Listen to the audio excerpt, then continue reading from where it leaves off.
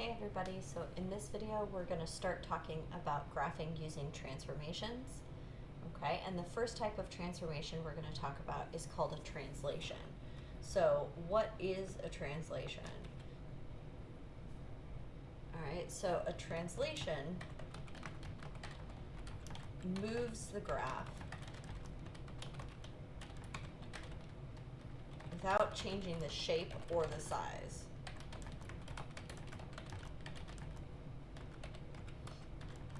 Okay, so the translation is going to be the same shape and size as the base graph, but it will be a different position. Okay, all right, so what are the two types of translations? Okay, we can have up and down translation.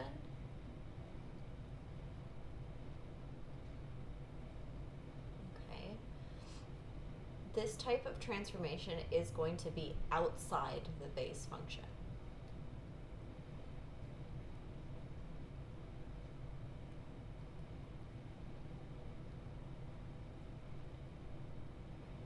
Right? The base function is what determines the base graph, okay? And then the translation up or down is going to be outside of that part.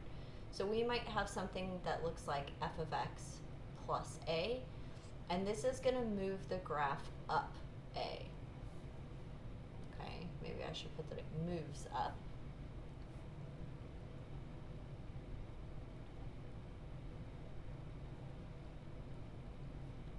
Or you could have something like f of x minus a, and this is going to move down. Okay, so what would an example of this look like? Since we've already done a ton of graphing with parabolas, let's look at some x squared examples, right? So an example of the base function plus a, right? So for parabolas, our base function is x squared, and then we're going to add something, okay? So if we're again using our base function y equals x squared, then we might have something like minus 5, okay? So this would move the graph up 2, and this would move the graph down 5, okay? And that's exactly what we see when we think about this as the vertex form, right? This would have the vertex 0, 2, which is up 2 from the base graph, and this would have the vertex 0, negative 5, which is down 5 from the base graph.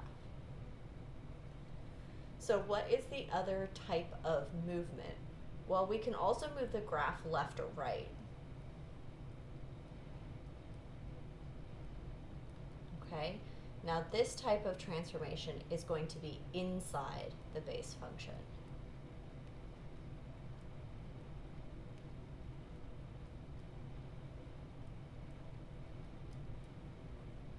Okay, so if we have f of x plus a, this is going to move left a,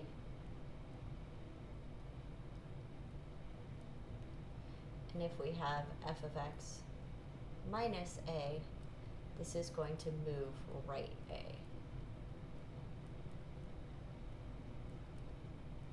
Okay, now it might seem opposite, right? Plus usually means to the right, and minus usually means to the left. But we already looked at this with parabolas, right? We know that for the vertex form, the x part of the vertex does have the opposite sign, and that's exactly what we see here. Okay. So an example of something that looks like this f of x plus a would be x plus 4 squared, okay?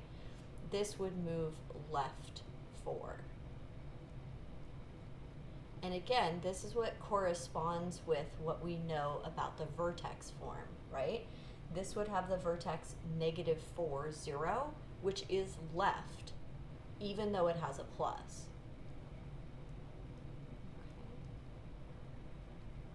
An example of something like x minus a would be x minus 3 squared, and this would move the graph right 3. Okay? And again, we know that in vertex form, this would have the vertex 3, 0. So it is to the right, even though the sign is a minus sign. Okay. All right. So now that we've looked at the 4 translations, right? Up, down, left, and right, let's look at some examples of what this is going to look like and how to use it to graph.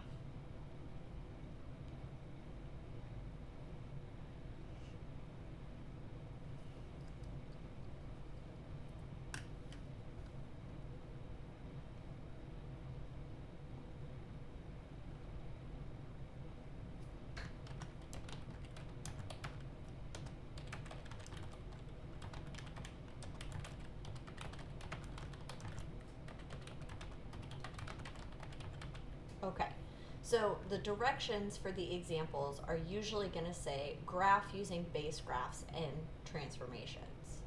Okay? All right, so let's go ahead and look at how to graph using base graphs and transformations.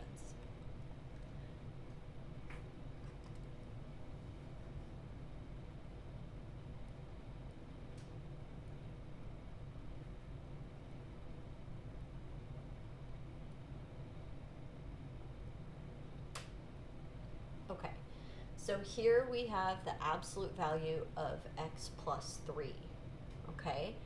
So we are going to pick out the base graph that is most similar to the one that we see here. So if you review your base graphs, the one that is most similar is y equals absolute value x, okay? And then we're going to go ahead and graph that base graph on our graph here. Okay. So my key points for this graph are -1, 1, 0, 0, and 1, 1, right? And my graph has that V shape. Okay, so I'm going to go ahead and draw my V-shaped graph. Let's make that a little bit smaller.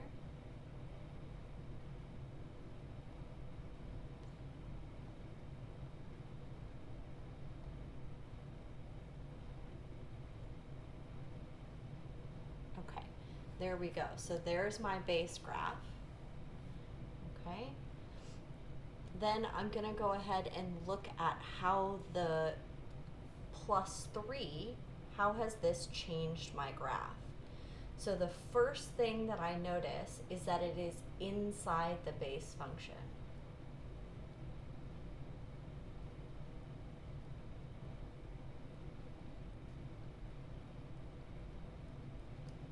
Okay, so things that are inside the base function are going to affect the x coordinates. It's going to be a left-right type of movement. Okay, and since I have +3, this is going to move it left 3. Okay, so I'm going to take each of my key points, this first one here, and I'm going to move it left 3. 1, 2, 3. This is my new key point. Okay, this key point, the vertex here, I'm going to move it left 1, 2, 3. This is my new vertex. Okay, and this last key point here, I'm going to move it left 1, 2, 3. And this is my new key point here. Okay, then remember, I know that my graph has exactly the same shape as the base graph, right? It has to be a V-shaped graph. So I'm going to go ahead and draw in that V-shaped graph.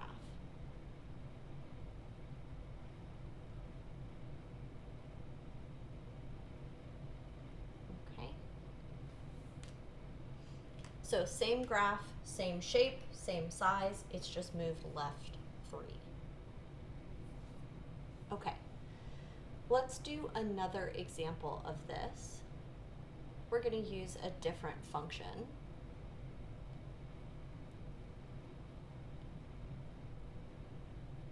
Okay, so still same directions. We're still going to graph using base graphs and transformations.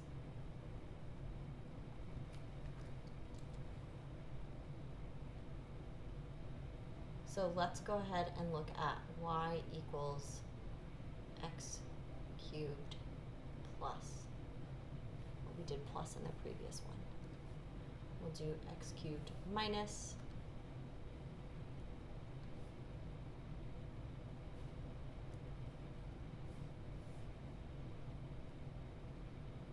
5.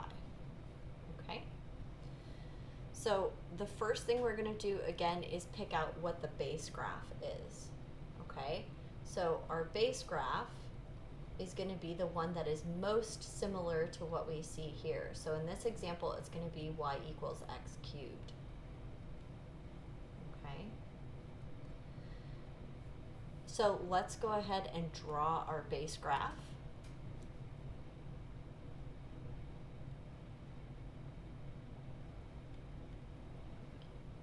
Okay?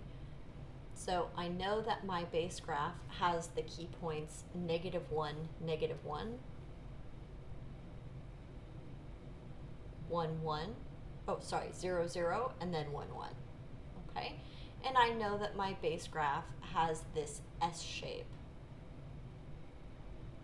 Okay? Okay. Then I'm going to look at what this -5 is going to do for my graph. Okay? So because it is outside the main function, right? The base function is the cube part.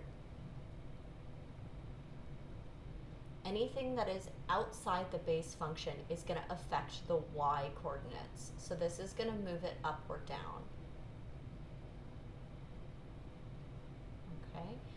And then because it's -5, that means it's going to move down 5.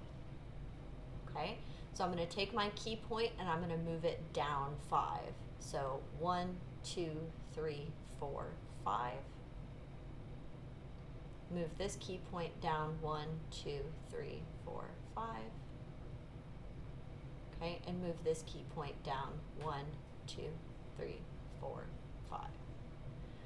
Okay, and then I'm going to draw the exact same S-shaped graph.